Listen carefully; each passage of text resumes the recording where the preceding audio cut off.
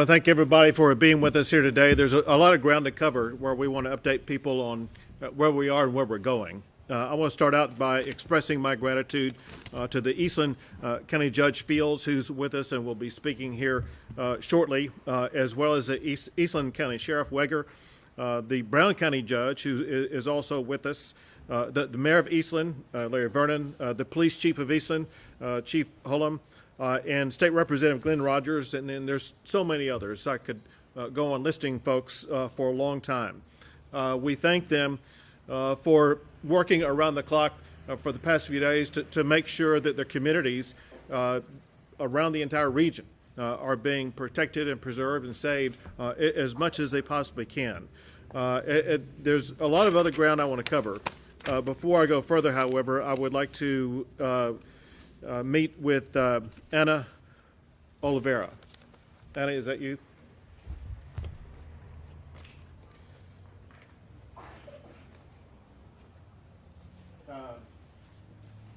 So the people who live here know who Anna is. If I just run where you are, come over here. So unfortunately, the fire has claimed some lives, and we'll talk more about that in a second. But one person who lost their life because of the fire is Sheriff Deputy Barbara Finley. And we are sorrowful for her loss of life. But as a state, we have great appreciation for her service, for stepping up, for doing what Texas law enforcement officials do every single day.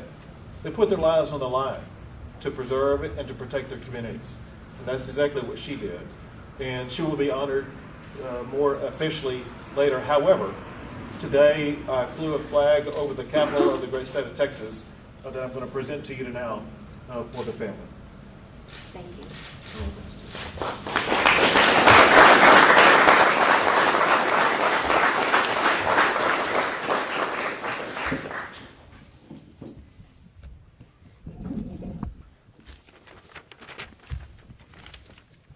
So,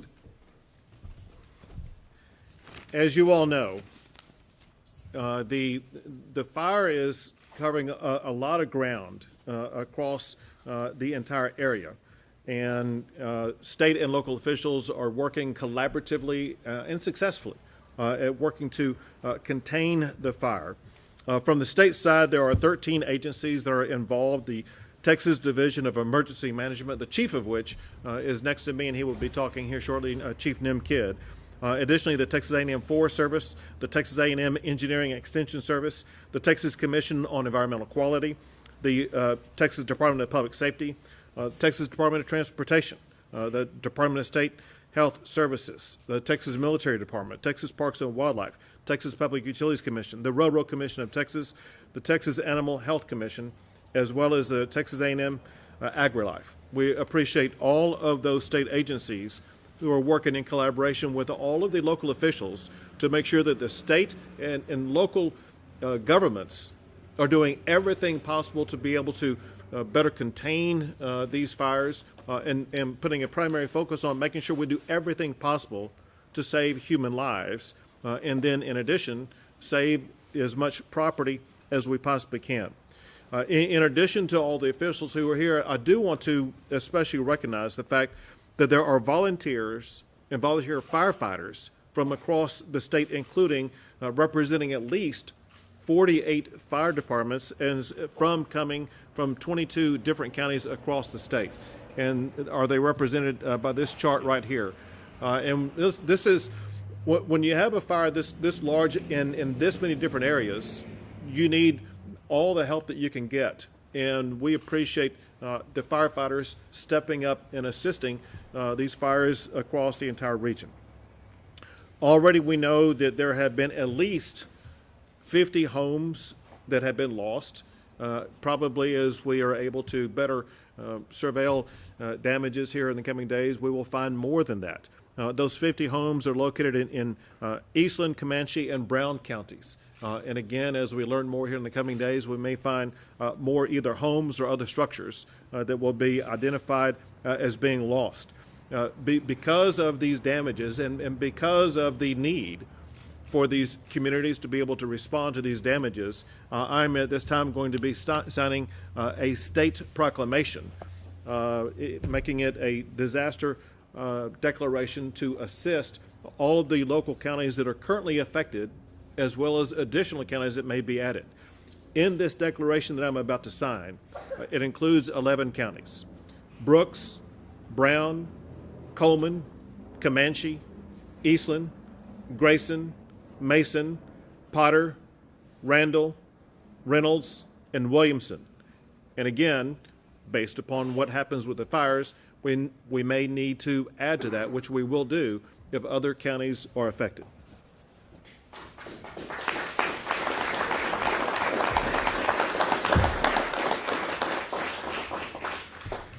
Now,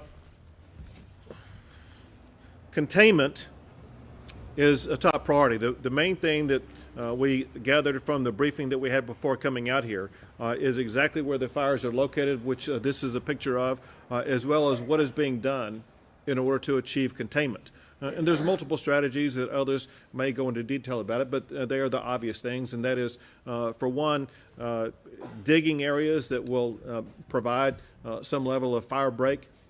Fortunately, now we're able to provide aircraft that are able to drop different material. Some could be fire retardants, some could be water, whatever the case may be. It's my understanding that early on that was not possible because of high winds that made it either ineffective or incapable for the planes to be able to fly. Now they are able to do so, and that tool and strategy should remain available, if not increase, here in the coming hours to help be able to combat this fire. As the fire officials will explain to you here shortly, they can tell you exactly what they're doing to contain it. Bottom line is that they are now able to establish effective strategies to begin and to increase the containment. However, we cannot underscore enough that there is danger that remains in the surrounding areas, and one reason for that ongoing danger is in part because of the nature of the ground at this particular time, which is quite dry, but also in part because of the ever-shifting winds. And we need to understand that part of what we're fighting is the fire, and part of what we're fighting is the weather and the winds. But the firefighters understand that. They know ways to be able to deal with that, especially now that they do have some level of containment. Importantly, one thing that we see happen in Texas whenever challenges like this arise is that Texans come together and respond together and help each other. And that's exactly what is needed now. When you consider those who are without a home right now, they need a place to stay. They need care provided to them. And I'm proud that there are shelters that are open, and I want to list them for you so that you'll be able to share them with others who may be losing a location, or they may be looking for a location. There are many shelters that are open right now. One is First Baptist at 405 South Seaman here in Eastland. Another is River of Life Church, which is at 1247 East Main in Eastland. Another is the Myrtle Wilkes Community Center at 1498 I-20 in Cisco, Texas.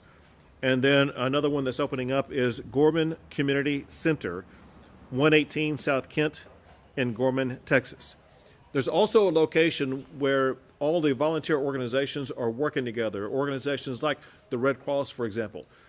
At this location I'm about to tell you about is also where people would go if they are seeking to sign up for relief that they could be able to receive from either the federal government or the state government or local government agencies. And this is found at Siebert Elementary, which is at, I have, what's that address? 100 Little Meadow? 100 Little Maverick Trail in Eastland. So the Siebert Elementary at 100 Little Maverick Trail in Eastland is where those folks are located. Also important when we're dealing with fires in rural areas like this is what's happening to all the animals and all the ranches around the entire area. And so there is a location for that where hay and feed can be obtained, or the resources can be obtained, or people may actually need to deliver animals to this location. It's at the Cattle Exchange at 9009 I-20 in Olden, Texas. And I think that's all I have at this particular time. I do want to express my gratitude once again for all of the officials who are working together, but most importantly, for the people who are standing behind the cameras, the residents and people in the area who've been whose lives have been disrupted, who are working around the clock to save their homes, save their property, save their friends, and put families first and put lives first, which is most important, and then protecting property.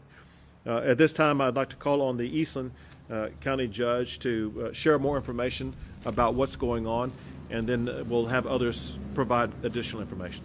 Well, thank you, Governor Abbott, and I very much appreciate you being here today.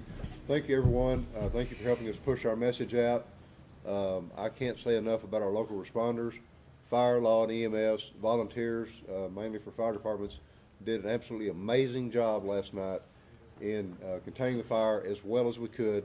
We did lose a lot of Carbon, Texas, as those of you that have been down there have seen. It's devastating. And then the area between Carbon and Gorman looks like it did when I was a kid. It was just all peanut land.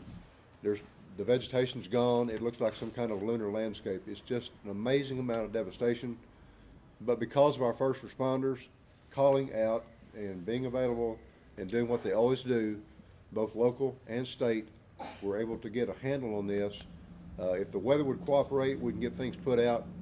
As Governor Abbott said, we did not have the right kind of wind speed yesterday to get the aircraft up and going. They were out some today helping. What we really need is about a good 6-inch rain and followed by another good 6-inch rain. But I want to thank everyone for being here today. With that, I'll turn it back over to you, Governor. Thank you very much. Thank you, Judge. And next, I'd like to call up Fire Chief Williamson to tell you more about what's going on from his perspective. First of all, I would just like to say thank you to all the resources of the state that came in and helped. Our local resources are taxed, we're fatigued, and we're spread thin, and the state has come in and shored us up, and we just can't thank them enough. I want to take the opportunity to thank Governor Abbott for his display, for his compassion for our community and our area by making a presence here today. One other thing, I'd like to thank the community. The donations and the support is overwhelming, and it doesn't go unnoticed. We thank you so much for that, and it's truly appreciated. So we are working diligently. We have crews out right now to capture the containment, and working to try to prioritize your needs and respond to those areas. So we are listening and trying to be a support to you guys back as you've supported us. One message that I would like to exaggerate and express is that we are not out of danger yet for our high hazard fire risk. So we just ask that the community take real sincere caution in your outdoor activities and practice fire safety and just help us help you by being safe and cautious. Thank you. Thank you, Chief.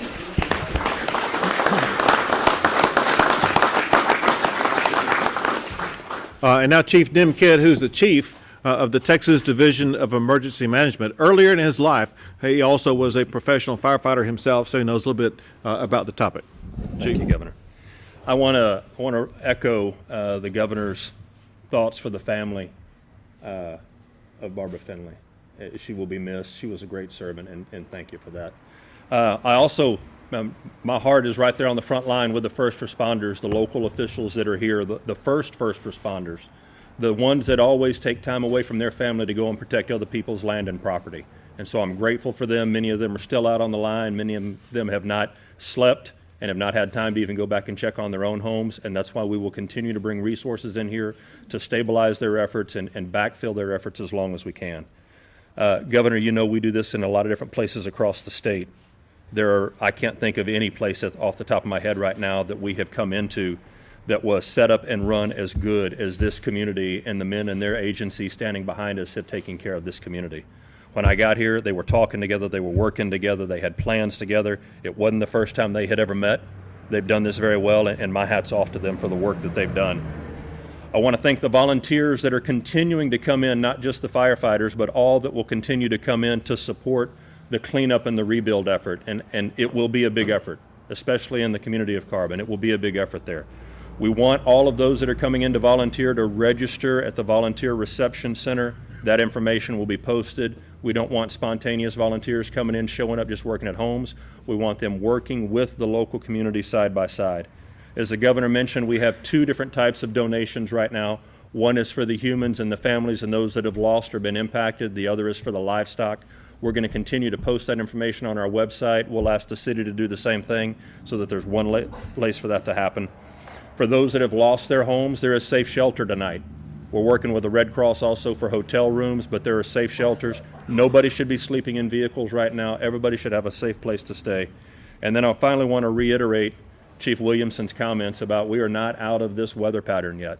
And the last thing we need is a new start on a new fire that pulls firefighters away from the existing resources. So please encourage the community to continue to use caution and be fire wise.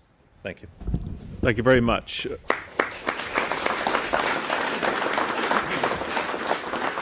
We'll be happy to address your questions. Governor, when we were coming in, we heard on the scanners that there were some people that did not want to leave their homes that might be in the path of the fire. What would you say to those folks? I mean, I'm sure it's hard to leave your house with fire coming towards it, but what would you say? Sure, and I'm going to have others answer this also. However, I do want to emphasize, having dealt with multiple catastrophes of different kinds, whether it be hurricanes, fires, tornadoes, whatever the case may be, the most important thing you have is your life. And you must put your life in the life of others first and do what's necessary to protect those lives. Property can be rebuilt. A life lost cannot be rebuilt. So heed the advice of the local officials. If they issue an evacuation notice, please heed that. They're doing it to protect your life. Judge, do you want to add to that?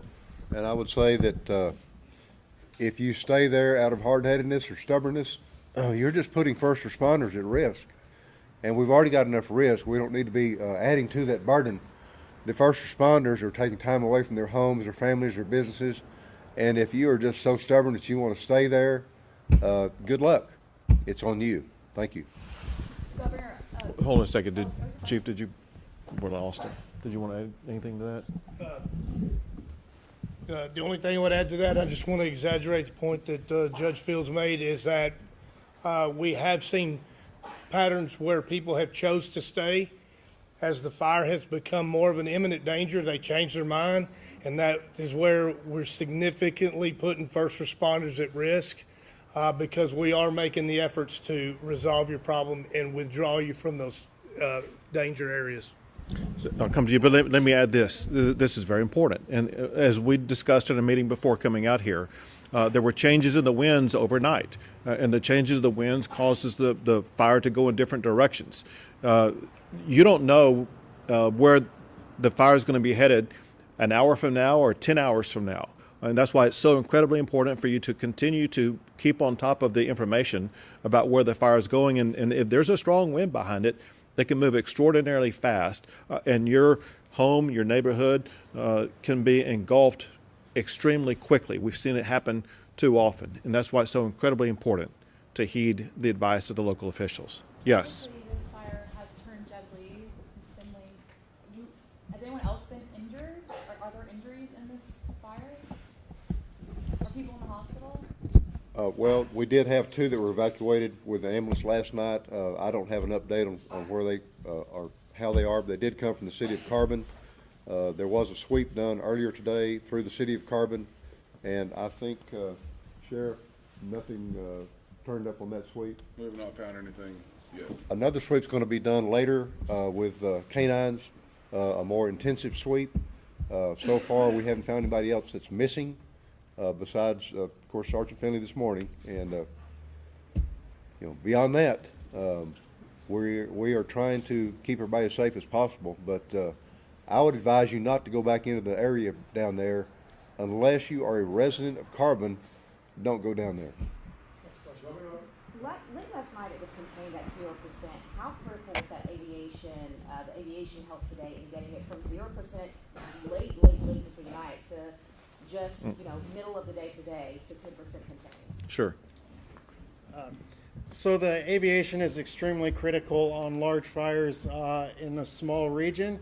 The state has ground resources that go in and build fire breaks, but without aviation to slow that spread, it takes the time to get around it and see that containment. So having the aviation on the fire today has been extremely critical to not have the growth like we did yesterday across the fire area. Governor, you have many residents working in these affected areas. Many of them doesn't have papers. They are worried. I've talked to many of them. They are worried that they're not going to have or they're not going to receive the same help that the other. What can you tell them? And whenever people go to these different locations that are providing assistance, no one asks about any status like that. They're there to help the people who are in need. Next question. Governor, which densely populated areas right now are in the most danger? That would be most appropriate for these folks to answer. So currently the two communities that are at risk would be Rising Star. That is currently threatened. Not directly, we do have forward progress stop, but there is still a risk of that community. The other would be on the Kid Fire. I apologize, I'm dropping the name of the community. Gorman, thank you. Gorman, we did impact that community last night at about 4 a.m. We did not lose any homes there, but throughout the day we've continued to impact it, and we still have resources there. Do you want to add to that? Next question. Will we see any additional recognition for Deputy Finley, flags at half staff? So flags are ordered to fly at half staff already, but there will be additional recognition at the appropriate time. 2 more questions. Governor, how long can you, the state, or local officials sustain the current resources before it really becomes a problem? So resource-wise, the state is able to provide more than resources than will be demanded by this fire event. And we will continue to provide those resources to local officials as they need them. Governor, are you worried about perhaps burning out some of your firefighters? This is the very beginning of fire season, and for the task force, especially A&M, these firefighters have been out since January, and we're still early on. Come July and the summer, where do you think they're going to be standing in the middle of that key time? Well, one good thing about Texas is because of the size and the mentality of the people in our state, there are so many firefighters and others who are volunteering to step up to aid those who are working 24/7 right now. And we know they have the capability, the professionalism to, on a moment's notice, come to some place like Eastland and make sure that they're going to be protected. One thing that we did discuss in the room before coming out is there was the ground situation that would be such that it would potentially lead to a fire. One thing that would resolve it would be rains that typically come with the springtime. The hope was the spring rains would arrive before the fires did. That did not work out. My point, however, is that there is the anticipation of spring rains coming that should lessen the possibility for future fires, at least in the short term. Great, thank you. Thank you all very much.